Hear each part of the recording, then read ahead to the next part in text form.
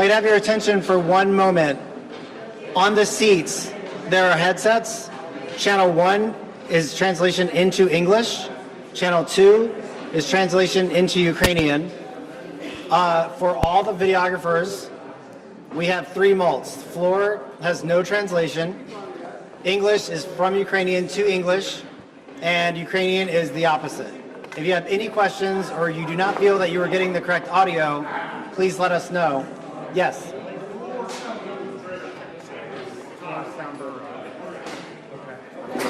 Yeah, it sounds overmodulated. Floor? Okay.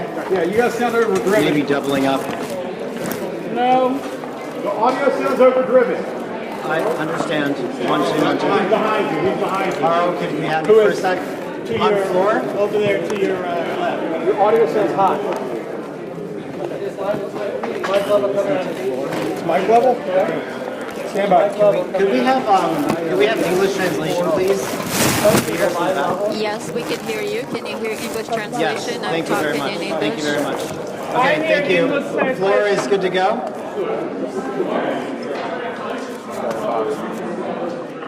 Okay, Carl, you heard that. Translation is good levels-wise on the mults, but my mic straight sounds overdriven, sir. Just making sure, does anyone need different audio? Everyone have the audio they need? You're good, Abe? How's your level on the main mult, floor mult? Are you into floor?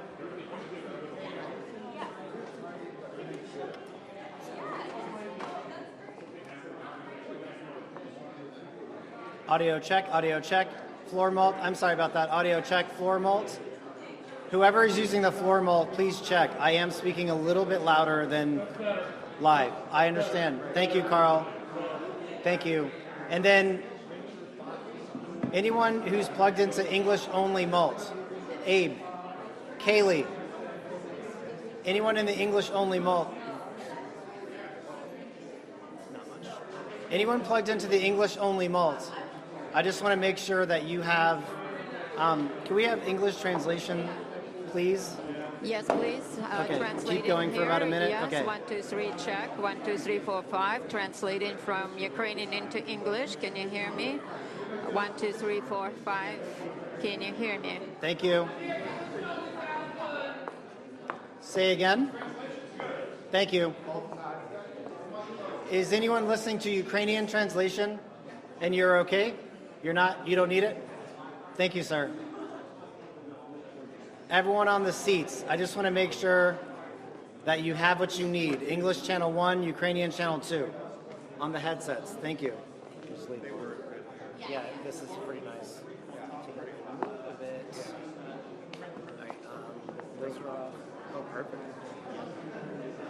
I have her mic, it's power locked on, fresh battery. I'll just give it to her when I see it.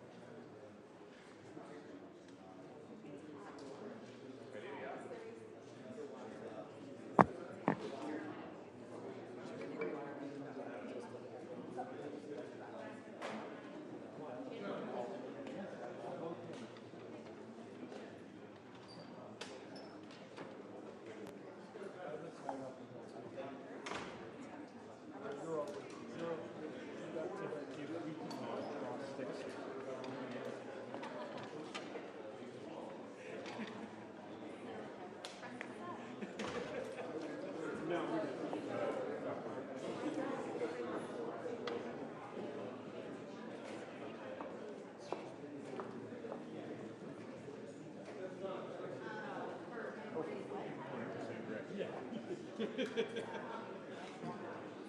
that's way.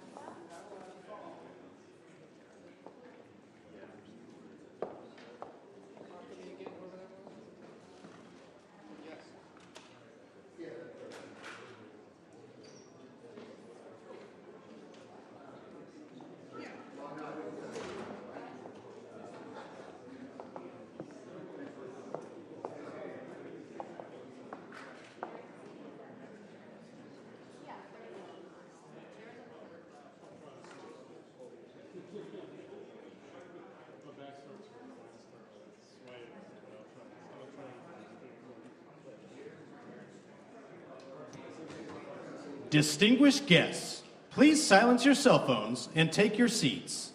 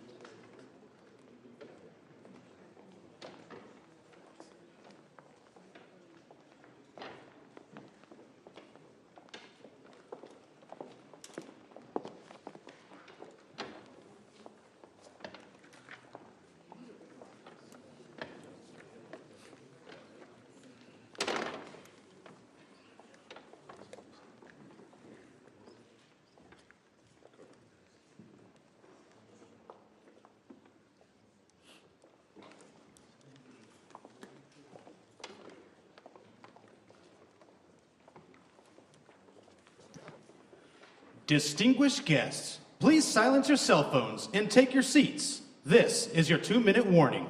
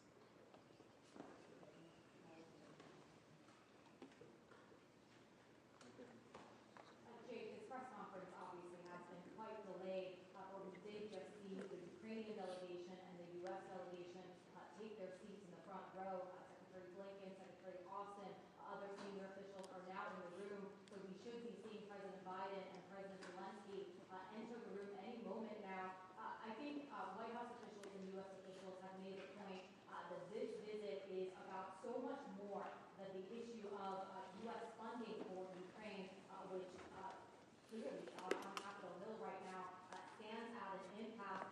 They are saying that the world is watching right now, including Russian President Vladimir Putin, and that this is the kind of visit that can send a message to the world at such a critical moment in this conflict about the U.S.'s continuing steadfast support for Ukraine, and that there is... Distinguished guests, the President of the United States and the President of Ukraine.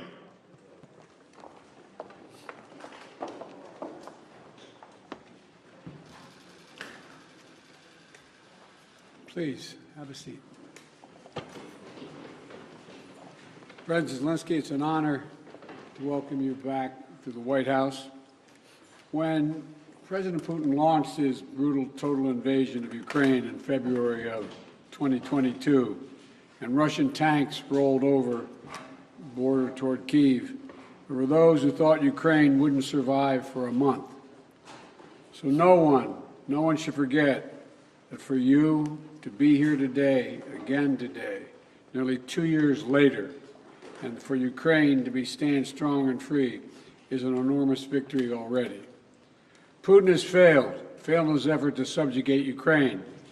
The brave people of Ukraine have defied Putin's will at every turn, backed by the strong and unwavering support of the United States and our allies and partners of more than 50 nations in Europe and the Indo-Pacific. And Ukraine will emerge from this war proud, free, and firmly rooted in the West unless we walk away. The American people can be and should be incredibly proud of the part they played in supporting Ukraine's success. We'll continue to supply Ukraine with critical weapons and equipment as long as we can, including $200 million I just approved today in a critical needed equipment, additional air defense interceptors, artillery, and ammunition. But without supplemental funding, we're rapidly coming to an end of our ability to help Ukraine respond to the urgent operational demands that it has. Putin is banking on the United States failing to deliver for Ukraine. We must prove him wrong. The United States and Congress must, as I asked last week, it's stunning that we've gotten to this point. You know, we need to fully appreciate how it's wrong, how this is being viewed around the world and being used by Russia. Russian loyalists in Moscow celebrated when Republicans voted to block Ukraine aid last week.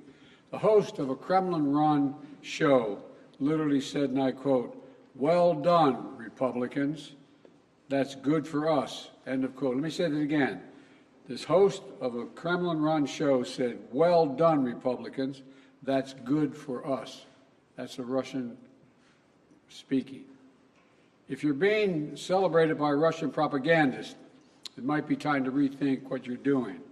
History will judge harshly those who turn their back on freedom's cause.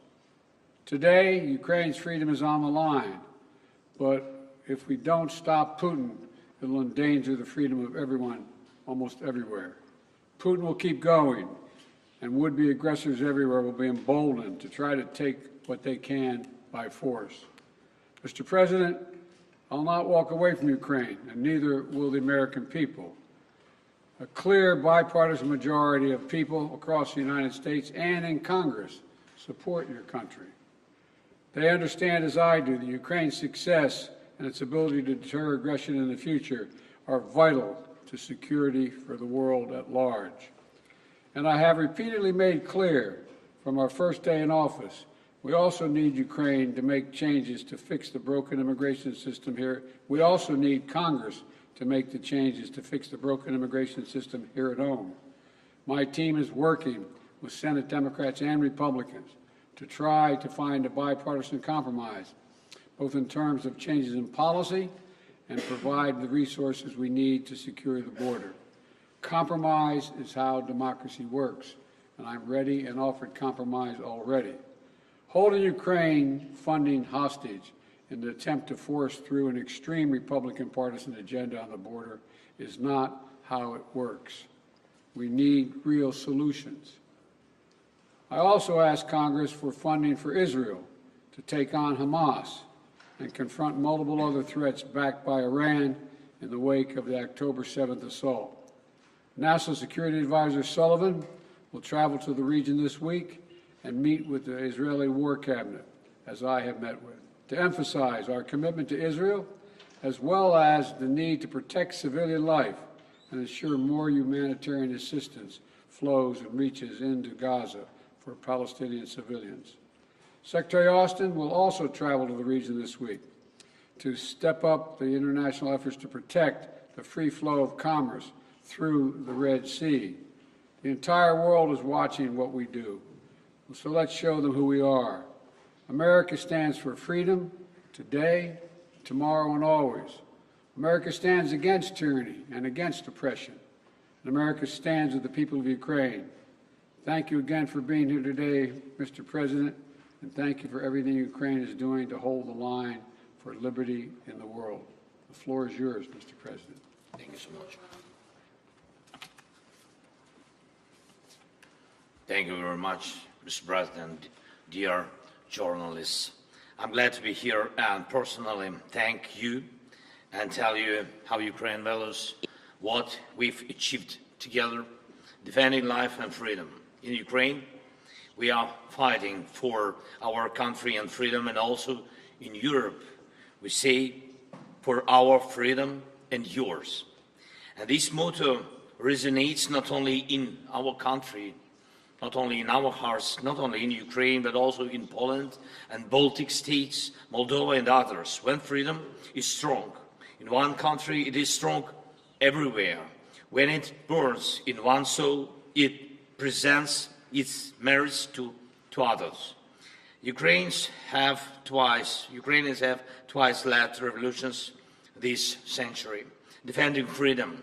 For nearly 2 years, we have been in a full-scale war, the biggest since World War II, fighting for freedom. We stand firm, no matter what Putin tries. He hasn't won any victories. Thanks to Ukraine's success in defense, other European nations are safe from the Russian aggression, unlike in the past. Ukraine can now tackle the Russian dictatorship, so our children and other nations won't have to shed their blood and sacrifice lives defending against Russian aggression. We've already made significant progress. We've shown that our courage and partnership are stronger than any Russian hostility. And we've freed 50% of the territories Russia occupied after February 24th. And we won the Black Sea and are reviving our economy. Thanks to maritime exports, Ukraine's 5% economic growth this year proves our effective partnership. And we've shown no Russian missiles can overthrow the powerful American Patriot systems. Thank you very much. And even during war, we are reforming our country and strengthening our institutions. Today, President Biden and I discussed how to increase our strength for next year. First, air defense and destroying Russian logistics on Ukraine's land. Mr. President, thank you very much for your supporting us.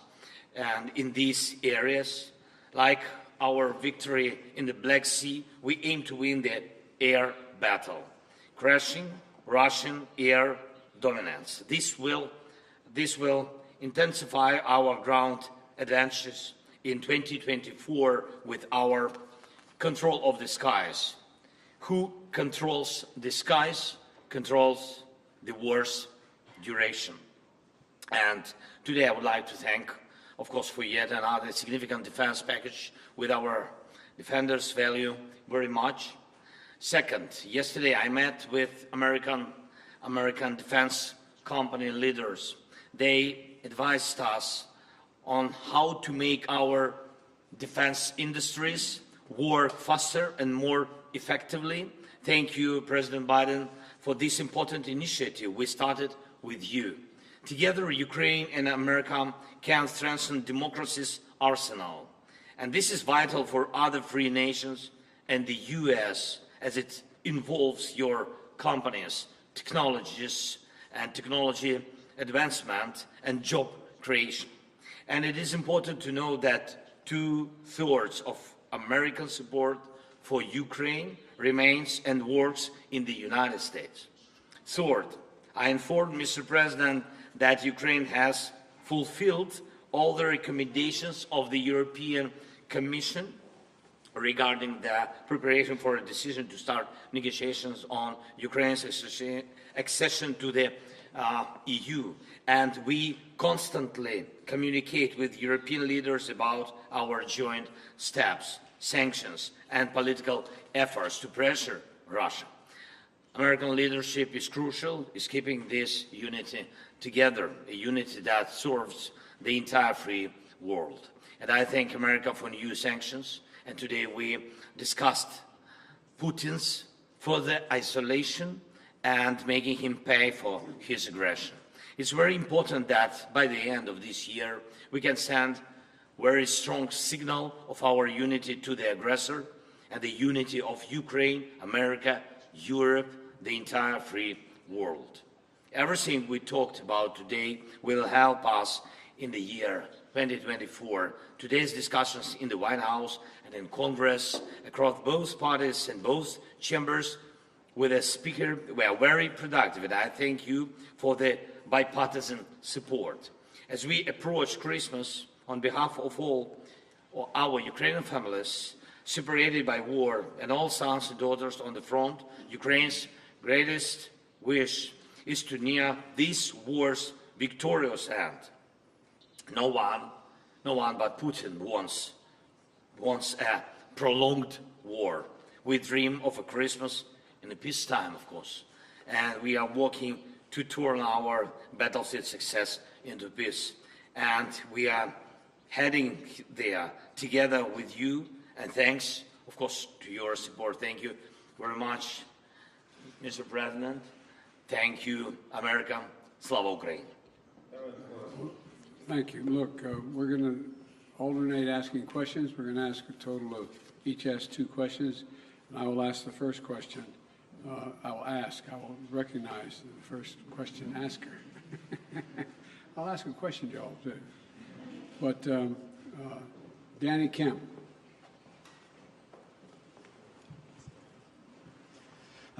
Thank you, Mr. President. For President Biden, Ukraine's counteroffensive has stalled in recent months. Congress is blocking aid, and Vladimir Putin appears ready to just wait things out. So what is the strategy for the US and Ukraine next year to try and turn this around? And if that fails, at what point do you say to Ukraine, as a friend, that it is perhaps time to start looking at peace talks? And for President Zelensky, welcome back to Washington. Can I ask you, did you hear what you wanted to hear from Congress and from President Biden?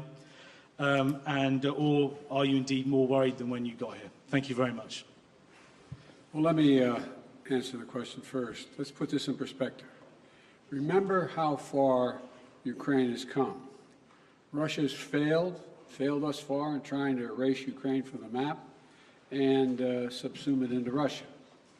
Ukraine has taken back more than 50% of its territory seized since February of 22, and it's pushed back the Russian Navy so Ukraine can export grain and steel to the world through the Black Sea.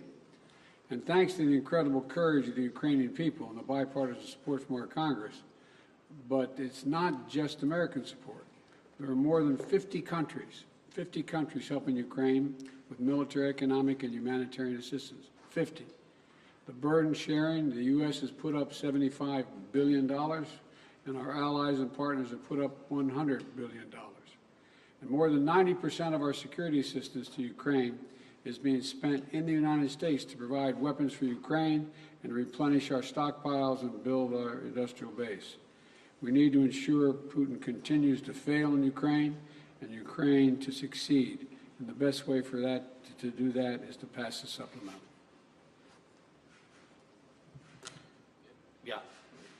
Yeah. Can I answer in Ukrainian, please?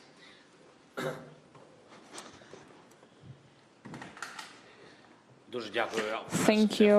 First of all, I would like to add to the words of Mr. President Biden about successes. I think that these were not easy successes. Nonetheless, they were quite serious. They were serious steps forward. Indeed, we gained victory on the sea. We destroyed ships of the Russian Federation. We threw the remnants of their fleet to Russian territorial waters. Yeah, they have something in the Black Sea, in the vicinity of our temporarily occupied Crimea, but we are going to proceed this activity. Our guys destroyed 20,000 of Wagner mercenaries. These are serious terrorists who were massing everywhere on African continent, in Syria, in Ukraine. There were a lot of mass, and nucleus of this terroristic organization is not existing anymore. Yes, we had a lot of problems, but nonetheless we were able to do this.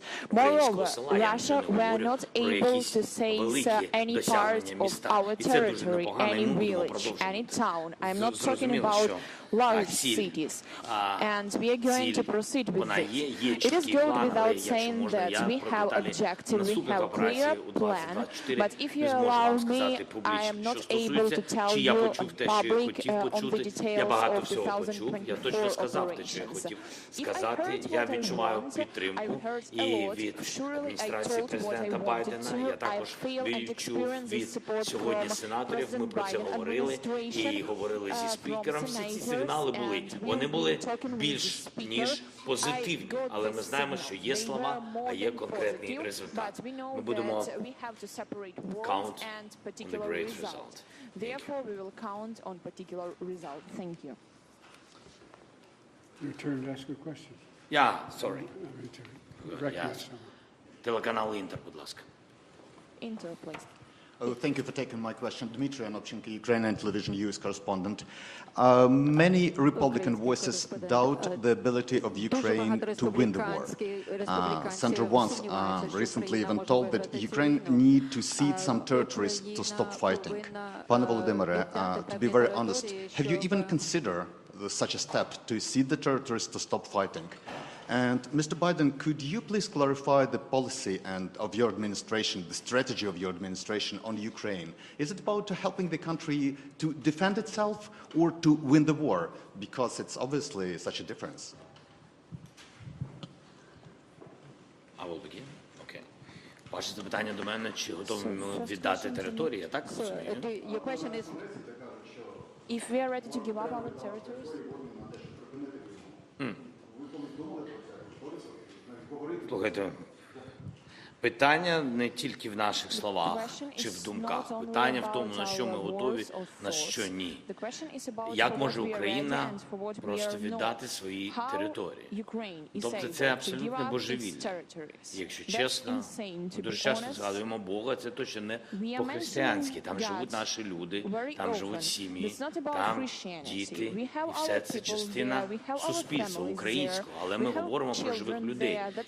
Їх над ними знущаються, їх гвалтують, їх вбивали. І ми це прекрасно знаємо. І тим голосам, які пропонують віддати наші території, як віддати своїх людей, питання ж не тільки в землі, питання в живих людях, в їх судьбах, в історіях їх, питання в цих сім'ях і в дітях.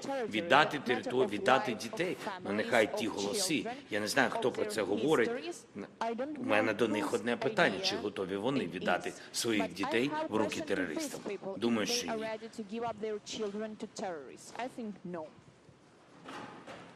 We want to see Ukraine win the war. And as I've said before, winning means Ukraine is a sovereign, independent nation and that can afford to defend itself today and deter further aggression. That's our objective. Trevor, Reuters. Thank you, sir. First, a question for both of you.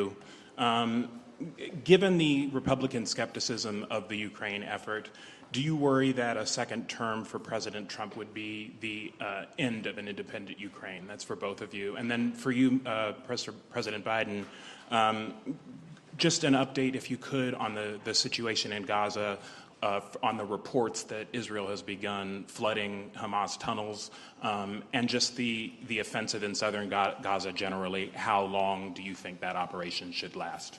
Thank you. First of all, with regard to political support for Ukraine, there is a strong bipartisan political support for Ukraine. Small number of Republicans who don't want to support Ukraine, but they don't speak for the majority, even the Republicans, in my view. We're in negotiations to get funding we need, not to promise, not making promises, but hopeful we can get there. I think we can. And you're right, the world's watching what we do. Would just send a horrible message to an aggressor and allies if we walked away at this time. And it would hurt our national security. Do you want me to answer the other question as well? With regard to, say it again? Sorry, so the question was just if you could talk a little bit about the Gaza operation, Israel flooding Hamas tunnels, and if you've had conversations with Bibi Netanyahu about how long that operation should last. Well, I have had conversations with Bibi Netanyahu, and I want to make sure that we don't forget what we're doing here. We have to support Israel because they're an independent nation that's being, I mean, the brutality, the inhumanity, the way in which Hamas treated the Israelis, and I mean, raping and burning and beheading. I mean, it's just beyond comparison, and to anything else that I've seen since I've been here, and I've been around for a long time. But I think that we have made it clear to the Israelis, and they're aware that the safety of innocent Palestinians is still of great concern. And so the actions they're taking must be consistent with attempting to do everything possible to prevent innocent Palestinian civilians from being hurt, murdered, killed, lost, etc. And look, it doesn't lessen the responsibility going after Hamas to innocent Palestinians and Hamas. Look, we have a responsibility to protect citizens and ensure they have access to humanitarian assistance. That's why I've worked so hard with our Arab friends as well as the Israelis to get humanitarian assistance into Israel, literally getting up to 140 trucks loaded with gear, loaded with food, loaded with everything that is needed by the Palestinians, including fuel.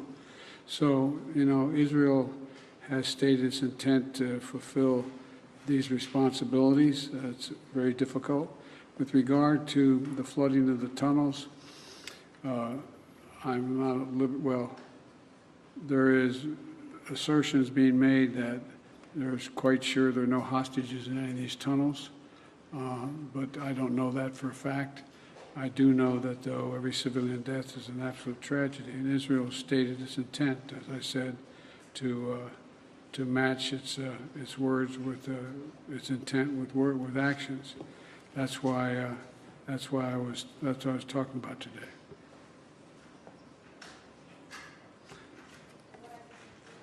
Question 3.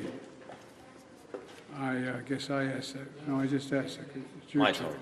Your turn. Якщо відповідаючи на ваше запитання, So, addressing your question very quickly, I've been talking a lot with representatives of both parties. демократи, республіканці запевнили нас в повній підтримці.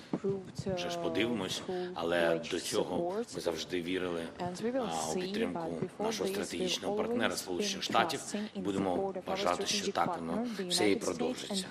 І Україна не залишиться наодинці просто проти такого автократичного терориста, як Російська Федерація. Укрінформ.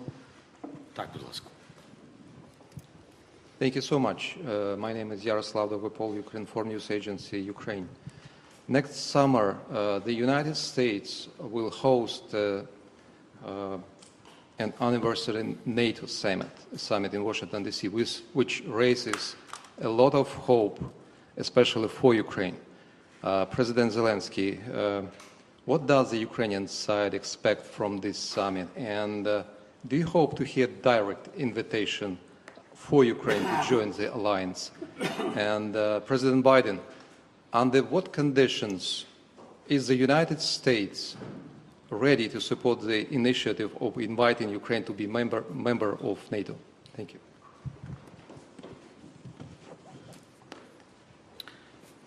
Thank you for your question. I will answer very quickly on this very complicated question. We are not allies till now. We are allies, but we are not members of NATO. So that's why I think I will pass this question to our big friend, President Biden. Well, look, I'm very proud that how strong and unified NATO has become. And now it's even larger. Putin wanted the federalization of NATO when I met with him in Geneva right after I was elected. And he's gotten the NATOization of Finland instead.